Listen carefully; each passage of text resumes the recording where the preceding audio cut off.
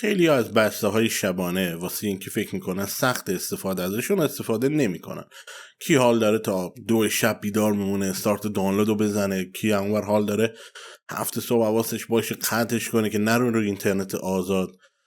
اصلا اینجوری نیست بچه. شما فقط کافی رو پی سی تون یه اینترنت دانلود منیجر داشته باشید دیگه همه چیز برنامه ریزی میشه کردش.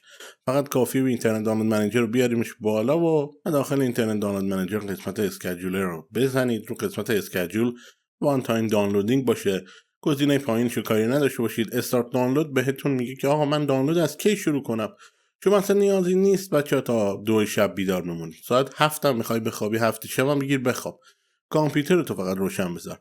خودش استارت دانلود یعنی من کی استارت دانلود رو بزنم بهش ساعت میدی 2 صبح. حالا من واسه اطمینان گذاشتم 2 و 5 دقیقه صبح. میتونی با این فلشه ها ساعتشو جابجا کنی. ساعت 2 را میفته دانلودش. تا قبلش اصلا دانلود فقط اینترنت رو وصل بذار بگیر بخواب. کامپیوترم روشن بذار. 2 تا گزینه بعدی میگه دیلی به صورت روزانه این برنامه اجرا بشه یا فقط میخوای یک بار این کارو بکنی. مثلا میخوای تو فقط یه بار این کارو کنی. میگی وانس. خب میگه چه تاریخی؟ میگی مثلا 1 شنبه یا همین امروز.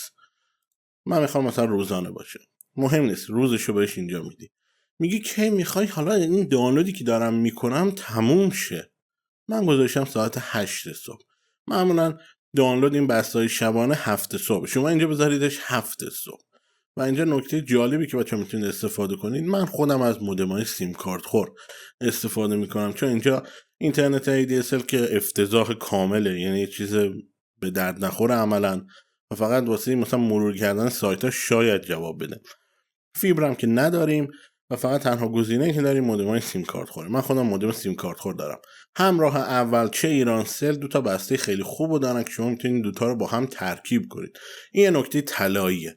نکته این که بسته شبانه 2 تا 7 صبح که حدود 16,000 تومنه و بسته 1 صبح تا 11 صبح که 100 گیگا رو این 2 تا رو با هم بخرید که با هم ترکیب شن. چرا؟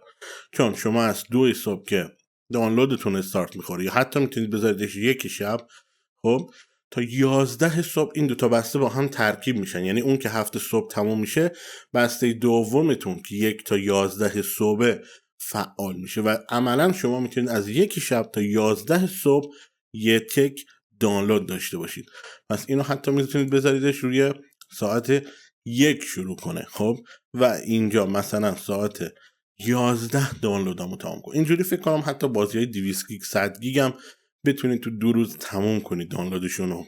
نهایت گزینه بعد میگه اگر یه دانلود فیل شد و خطا خورد چند بار تلاش کنم که دوباره دانلودش کنم. من گذاشتم 10 بار تلاش کنم که دوباره دانلودش کنی. گزینه بعدی رو کار نداشته باشید. بعدی رو همینطور. بعدی رو که وقتی تیک بزنید وقتی که دانلود تموم شه از اینترنت دانلود منیجر هم خارج میشه.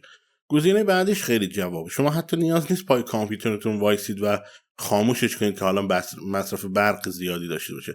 میگه وقتی تموم شد کارت، کامپیوتر من با این گزینه رو اگه تیک بزنی و اینا رو شات داون بذاری، وقتی دانلودش تموم شه خودکار واسط خاموشش هم میکنه کامپیوترتو.